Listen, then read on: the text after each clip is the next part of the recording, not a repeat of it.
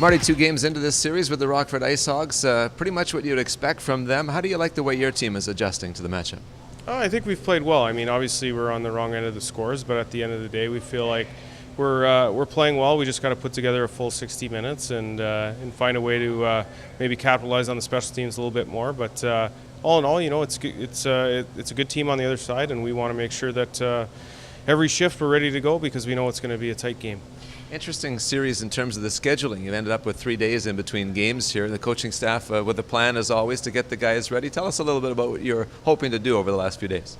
Well, I think, again, get a little bit of rest. We had a 5-game series against Grand Rapids and then turned around and played Rockford. So for the players, get some rest, recharge, and then for the coaching staff, obviously lots of preparation and meetings. But at the end of the day, it's playoff hockey. Not too much is going to change.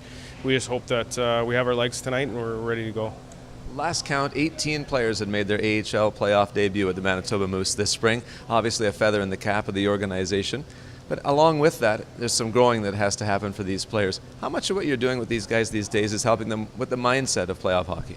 Well, I think it's great that the players are learning to go through the grind of the playoffs and understand that the regular season is one thing, but the playoffs is another. And then as we were fortunate to get to the second round here, the matchups change and the game changes from team to team. And for them to understand that that's what it's like for a successful team to go through, I think is something that will benefit their careers moving forward. But we have a big challenge ahead. We know that we're in a little bit of a hole here against Rockford, but hopefully the guys bring their best tonight.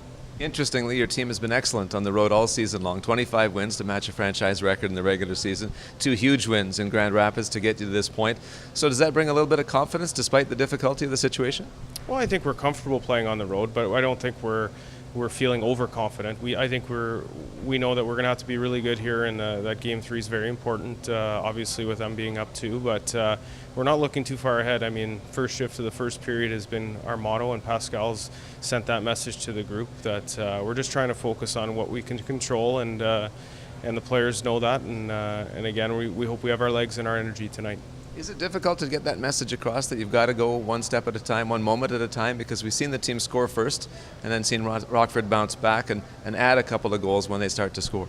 Yeah, no, I don't think so. I mean, most of the guys have been through playoff rounds and playoff series, and they understand that, not getting too high and not getting too low is very important. And at the end of the day, hopefully we get some bounces and they find the back of the net, and their goaltender's playing really well. But at the same time, we're not looking to change anything drastically here. All the best. Enjoy the night. Okay, thank you.